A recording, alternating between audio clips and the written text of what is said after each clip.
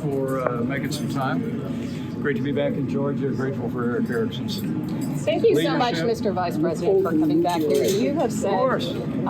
said that the Georgia election was not stolen. Do you think the charges in the indictment this week are merited? Well, let me first say, I think it's a tumultuous time in the life of our nation. It's a time that we ought to return to first principles, and we ought to be willing to tell the American people the truth.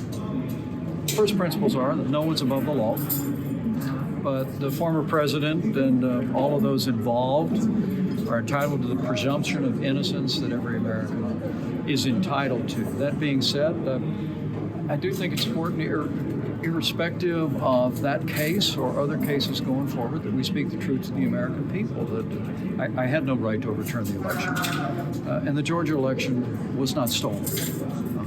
Now, as the case goes forward, former president and others are entitled to their day in court.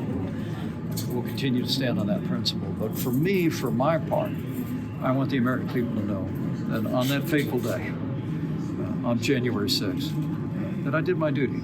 I kept my oath to the Constitution of the United States, and I always will. Consequences for people who try to get you to go against your oath to the Constitution. Well, look, I think I've been very clear that whether it be the case filed here in Georgia or the federal case, I had hoped it hadn't come to that. I had hoped the judgments about the events around January 6th would be left to the American people into history.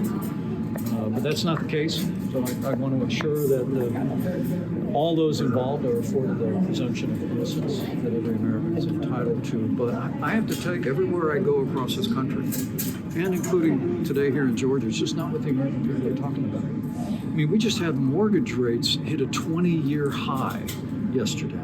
The average American working family, because of Joe Biden's inflation, is paying $700 more a month on basic food and groceries and gasoline.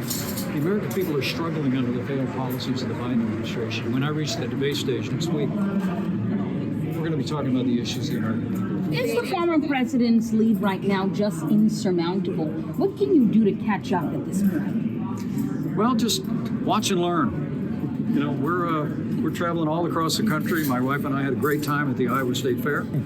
We'll be back in New Hampshire and Iowa and Nevada and South Carolina again soon. And it's great to be here in Georgia as well. Look, I think different times call for different leadership. And it's, believe it or not, it's early in this primary campaign. And I think at the end of the day, the American people know that President Joe Biden has weakened this country at home and abroad. We need new leadership in the White House, and we need new leadership in the Republican Party. And I'm very optimistic about our chances going forward. The response that we've been getting around the country, including here in Georgia today, is very encouraging. You made it clear that the Georgia election was not stolen. What impact do those false claims have on the Republican Party going forward? Last question. Well, honestly, I think Republican primary voters aren't interested in looking in the rearview mirror. And there's too many challenges facing American families today, whether it's be inflation at a 40-year high, mortgage rates at a 20-year high as of yesterday, and maybe going higher, whether it be gasoline prices still 60% over what they were the day we left office, a crisis at our border, a steady assault on the traditional values of American families and parents, and I think that's where the American people are focused today.